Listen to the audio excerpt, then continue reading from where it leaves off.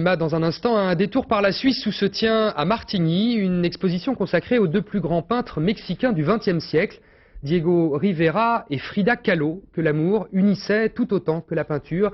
Une belle histoire que nous racontent Georges Bégou et Pascal Pueyo. Regardez, observez bien ce tableau, il résume tout. Frida Kahlo, dans son autoportrait, a dessiné au milieu de son front le visage de celui qu'elle aime, Diego Rivera. Entre les deux guerres mondiales, ces deux êtres vivent une passion dévorante dans un Mexique en pleine révolution sociale. Lui a 20 ans de plus qu'elle, un physique impressionnant, c'est le mariage d'un éléphant et d'une colombe.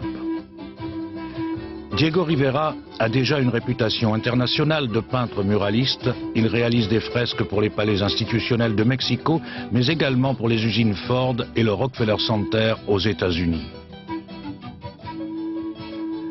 Lié au Parti communiste, il est invité à Moscou, où les grands défilés l'inspirent. Revenu au Mexique, il poursuit son œuvre, exaltant la beauté des petites gens, leur lutte, leur courage. C'est pour l'amour de Diego que Frida devient peintre. Sa technique n'est pas éblouissante, mais ce qu'elle raconte est terrible. Elle peint sa souffrance de femme littéralement broyée dans un accident d'autobus. Elle vit pratiquement 50% de sa vie dans son lit, si elle n'est pas dans les manifestations, car c'est une femme plus qu'engagée. Et elle se regarde, elle s'observe quand quelqu'un subit 22 opérations et reste paralysé, souffre comme elle souffre. Je ne sais pas si la complaisance est un vrai mot.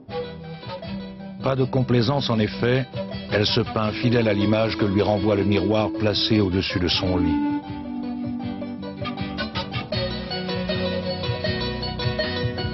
Son style s'apparente au surréalisme et traduit ses cauchemars. Son angoisse de ne pas pouvoir donner d'enfant à Diego. Diego qu'elle aime, qui a hanté ses rêves d'adolescente. Elle veut être pour lui une femme généreuse, comme la nature tropicale. Elle ne le sera qu'un temps trop court. Diego restera seul.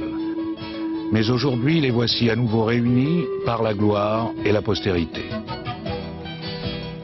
Voilà, et